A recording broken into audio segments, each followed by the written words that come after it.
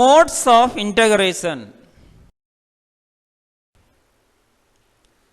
government coordination, individual behavior, and organization. Detail going on.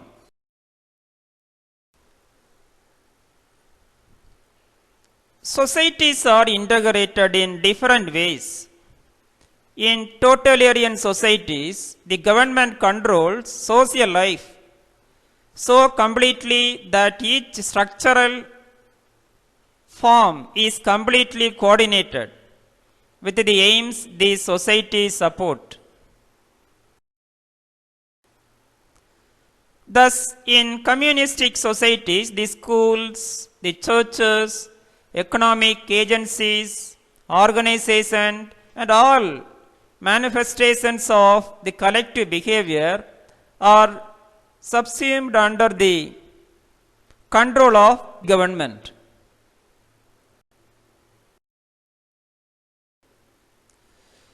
There is only one political party and it controls all other organizations, including families. It controls all communication channels. The activities of each agency are directed through its official hierarchy.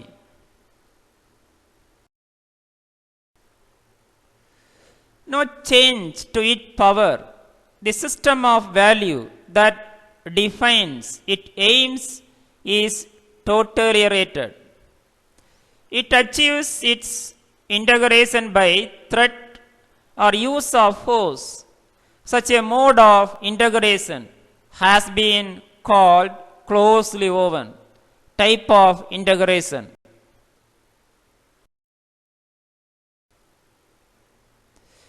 On the other hand, there are loosely woven societies. In such societies, there is a variation not only in individual behavior but also in national behavior.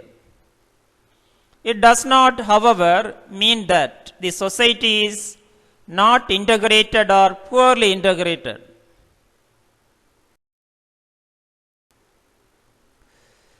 It only implies that there are no rigid social norms and that people have a wide range of alternative modes of behavior open to them.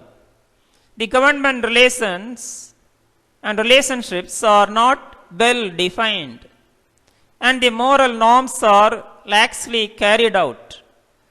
Ours in a loosely woven society.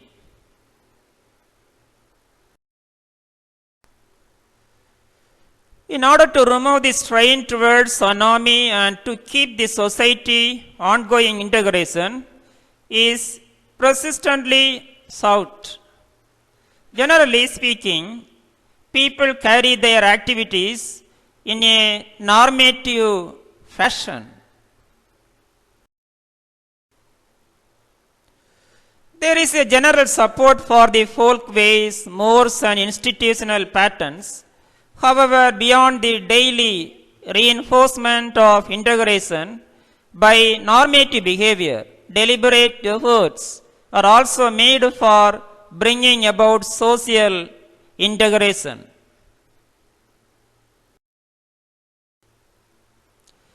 Thus, ameliorative programs are carried out to decrease delinquency, to educate voters, to provide help to the underprivileged and the underburdened, and to improve education, housing, medical care, recreation, and local administration.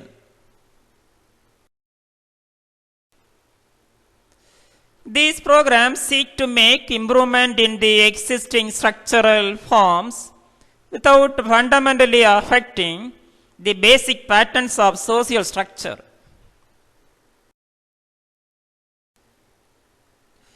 To some, integration means that only social reform but social reconstruction. They form radical groups who want to abolish the existing social system and organize it in a completely new way. They do not believe in the halfway measure but go to the root of the matter and want to a fundamentally changed organization of society.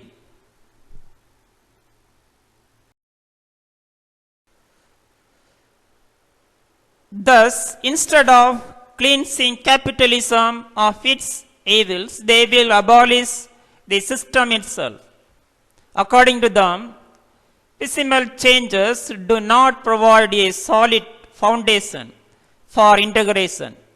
To them, reintegration means a new order.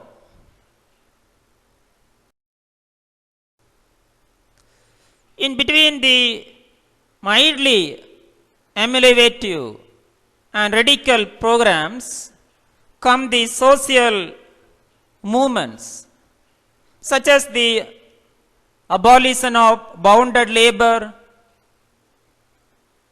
prohibition, lip movement, the labor movement, and the non-formal education movement.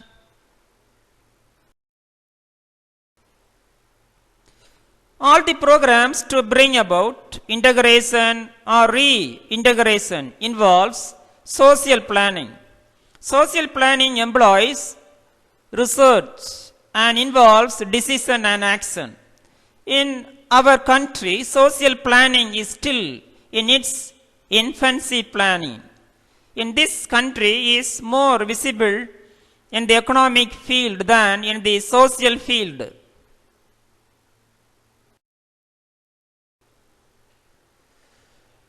At the hand of planning commission, social planning gets step motherly treatment.